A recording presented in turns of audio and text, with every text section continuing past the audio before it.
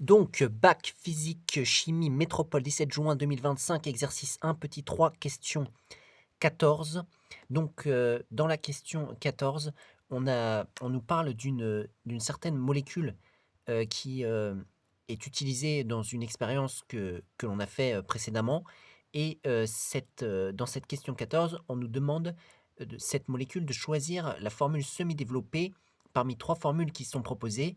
Choisir parmi les trois formules semi-développées suivantes celle qui correspond à la molécule de NN-diméthylméthanamine.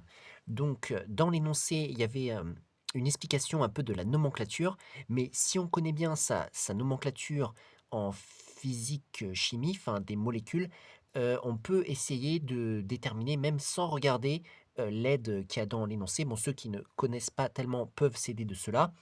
Mais si on analyse le nom de la molécule, donc là on a les trois molécules, molécule A, molécule B, molécule C qui nous sont proposées. Si on analyse le nom de cette molécule, donc la première chose, je pense que ce qu'il faut faire, comme d'habitude, c'est repérer repérer la racine. Donc ici, la racine, c'est ce qui est ici. Donc ça, c'est la racine du nom de cette molécule. Et la racine est méthane. Donc ça indique la chaîne principale.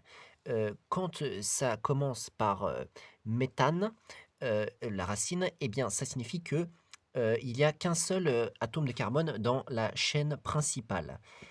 C'est une chaîne carbonée et il n'y a qu'un seul carbone dans cette chaîne principale. Donc si on analyse un petit peu, déjà on va repérer les molécules qui ont un seul carbone. Donc visiblement celle-là, par exemple, si on regarde sa chaîne principale, on voit qu'il y en a trois. La chaîne principale, hein, c'est la chaîne la plus grande que l'on peut identifier dans la molécule, qui est sous forme de linéaire, hein, linéaire. Donc là, on voit qu'il y en a trois. Donc déjà, je pense que ça ne va pas aller. Il faut repérer un seul carbone. Donc par exemple, ici, on pourrait considérer, là, il y a trois carbones séparés. Donc on peut en prendre un qui sera la chaîne principale. Donc là, ça pourrait aller. Et celui-là également, on voit qu'il n'y en a qu'un seul, tout seul. Donc lui, ça pourrait aller. Donc la racine nous indique que ce serait peut-être la molécule A ou la molécule B. Donc ensuite, quand on regarde le suffixe, donc ça indique le groupe fonctionnel. Donc ça indique que cette molécule possède un atome d'azote N, possède un atome d'azote N qui caractérise la famille de cette molécule. C'est le groupement fonctionnel. Donc il faut que en fait, la chaîne carbonée qu'on a identifiée soit liée à un azote, un N. Donc repérons, eh ben, par exemple j'ai choisi ici que la chaîne principale c'était ça, bon j'aurais pu choisir ça ou ça parce qu'ils sont à peu près équivalents, et donc ici je vois qu'il y a un N, donc ça pourrait aller. Ici, bon la chaîne principale serait cela, je vois qu'il y a un N, donc ça pourrait aller, d'accord. Donc ça c'est le suffixe, ça indique le groupe fonctionnel, et dans notre cas c'est un azote qui est lié à la chaîne principale. Donc visiblement les deux peuvent encore aller jusqu'à ce point-là.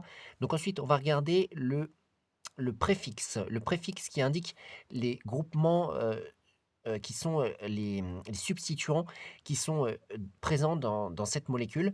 Et donc ici, qu'est-ce qu'on nous indique? On voit qu'il y a le groupement méthyle. Le groupement méthyle, c'est un groupement CH3, parce que ça commence encore par meth, comme méthane. Donc il n'y a qu'un seul carbone dedans, qui est lié comme ça quelque part sur la molécule. Étant donné qu'il y a un di devant, ça nous indique qu'il y en a deux. Donc on sait déjà qu'il y aura deux CH3 présents dans la molécule que nous recherchons. Et devant, quand on a comme ça des groupements alkyles, on nous met justement leur position pour savoir où ils sont. Et ici, on a mis N et N, N,N. Donc ça indique les deux positions de ces deux groupements méthyl, parce qu'il y a un di devant, ce qui veut dire qu'il y en a deux. Donc on sait que ces CH3 sont sur des N, et justement sur le N du groupement fonctionnel que nous avons déjà identifié. Donc on va regarder ce N de groupement fonctionnel qui est donc ici par exemple pour cette molécule, et on regarde s'il y a bien des CH3 attachés dessus. Eh bien oui, on voit qu'il y a bien des CH3 qui sont des groupements méthyl. Et si je regarde ce N, qu'est-ce qui est attaché à lui? On voit que qu'on a des groupements NH2. Donc ça ne correspond pas au groupement méthyle. Donc ça, c'est le préfixe. Il nous indique les groupements, les substituants.